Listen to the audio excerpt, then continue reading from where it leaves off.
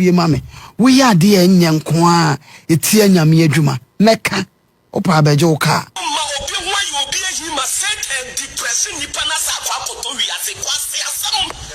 ya na no me hwese Cecilia Marfo abetena ho a o yire ne ho enne makuri makara hwe media tonso ntumi ndome mi ho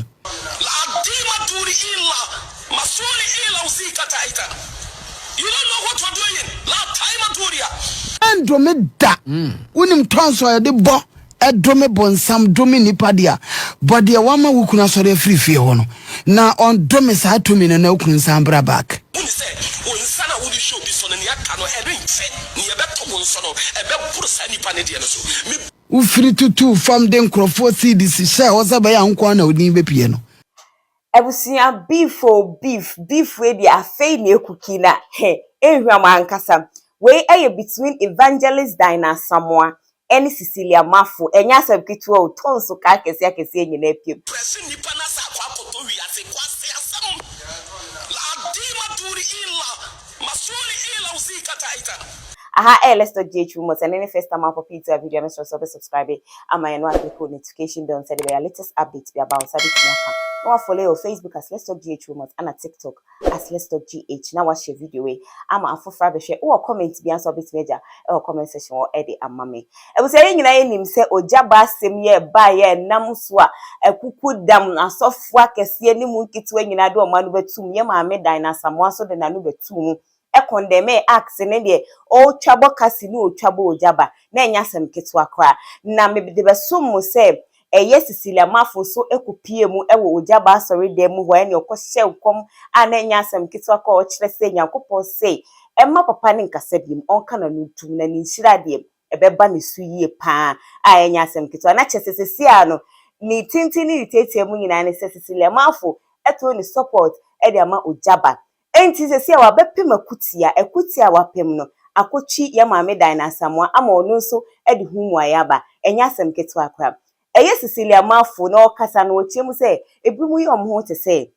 bone no omudo munye bida aso mudimi nye bi na wo ne hwan se obejaji obi wo ne hwan ene oche maame Dinah Asamoah se wo bone kura wo akari awie wo ye hwan na wo kura da ben na wo fa Bible ko gina akwa ho se wo frɛ obi se brana menka nyame asem kyerɛw ene wo di shade na fewiem e de akoma ye maame Dinah Asamoah kasa nipa no akanegum kan woni se onsana wo di show bi so no ne aka no edinse ne ebeto wonso no ebe puru sa nipa ne de no so me biri nyankopon me gini di bebre wase bi no so ya mena yenhwim wo mfiri gene mu yenhwim wo mfiri gene mu yenhwim wo mfiri gene mu eti gene mu asame ne yeye oni ei momma obi ho ayi obi ehi ma set and depression nipa na sa kwa koto wi ase kwase asam la dima duri illa masuli illa uzikata ita you don't know what you're doing la time duria when wa pabone when wa pesa bone ba na brabom when na peje mu akọ ma dima duri illa uza we don't believe mo bi wano na wo wa mame wo wano kakaka but wo enche awurade be yi utu akonwa la dima I believe God eya me nyame ka nyame di kire me o me nkada ne wa me city no nipa bi nyame to be ponte ne mame ne nyame aponte na mame wo social media I don't talk no maka cho bi sense I need pass message we say na say time e proto no me nka njira wo esa se nye ba TikTok iso a aw eya ye me nyankopon ni tumi ne na hoɔden no enye dwuma ye ni enyum no ne hoɔden na ye frisi ya hoɔden no so no eno an ye be fa se ye but ye gye nyankopon David boni be na David anye me ka so bi ko boni David be boni be na wanye ewrade hu ni se David wo to no mkrofo yire wo fo mo ewrade hu ni se David no so ya boni ana beti nyina mu se ewrade de chen David a kan hu ni se wontumi nku obi kun enye dai emma no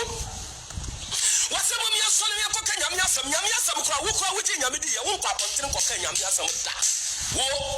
wo koka nyame asam nkyire wo bi da wo nyina bonkyere se wo ka nyame asam akyire wo bi da wo nkwa Bible se wo gyina bonkyere se wo ka nyame asam na mfifire bi ate wo da na nso so platform yi so nyankopon ko de bra yuomfo yi etrum no bia wo di twa nkrofo wo nyame te so wo hwe wo se oni obi wa pam wa sa pam no se ni Usianti abra ma Miss Cecilia Marfo ejiga ya ni obekeka ne nsem nyina keka tons nyina fra mu nana da na Asamoah evangelist e ba no say hey me de me nsuro hwio untimi mfa wo tons me hu na me kra ne okeka ne entimi nya me hweda no kra ne de meka kope bi se mewo bi betima to me by adomnenti onyame bajema frim amen na ya tra sane ma na de ya kase pa me se wo de eno ane sa ye dai ene ne nante no kra ene de ai tinim se dia sabesia ya hwe James ho mo amoya na bonsam ne so me hwe na bonsam ene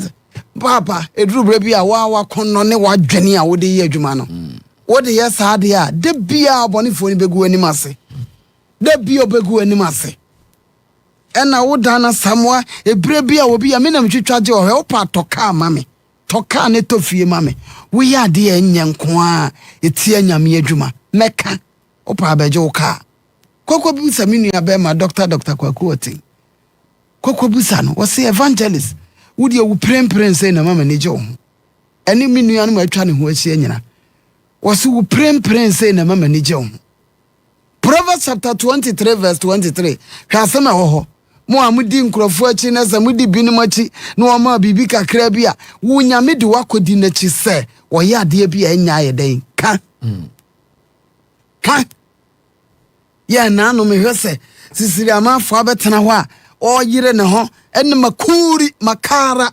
hwe media tonso ntumi ndome miyo me ade amapa ho ne sofo bi a ene wakasa ade ne ye nokre odome emfa ade ne ye nokre nko ana uka odome wa endome da unim tonso ye de bo anso wow ye ba me da Asamoah kasa no oche mu se anipa ni bo especially Ghana ebibifo ye boni wi a ne de akohye obi ye sheda kata ye ni kodi boni enim sa ade we ya ye koye ye boni pa ni akase oh ni apa bibi de atwitwa aze ye de twitwaje ye boni no o kire se boni po hwa ye ni twiem pa ni kodi ye nyai se ye boni wi a ne de akohye obi na se sesi ade eye ojaba eni Cecilia Marfo de enya semket edome bonsam dome nipa dia bode wama wukuna sore frifie ho no na on dome sa atumi na wukun sambra back me dia wunya ready a ena me mfa nwada so opesa wo trend wo ho a wa pe obibi na aba meka kirikirem u free tutu fam den crofo cdc share o zaba ya nko na odin be pie no on setimi apie afi kura na ekodan Kano kure Proverbs chapter 23 verse 20. Ken ka wansa na mema kan James. Proverbs chapter 23 verse 23. Buy truth and do not sell it. Buy wisdom, instruction and understanding. What's the saying? Buy truth. Buy truth and do not sell it. And do not sell it. Buy wisdom. Buy wisdom. Instruction. And understanding. Buy truth. I say ya day. Tonokure. Na men ton.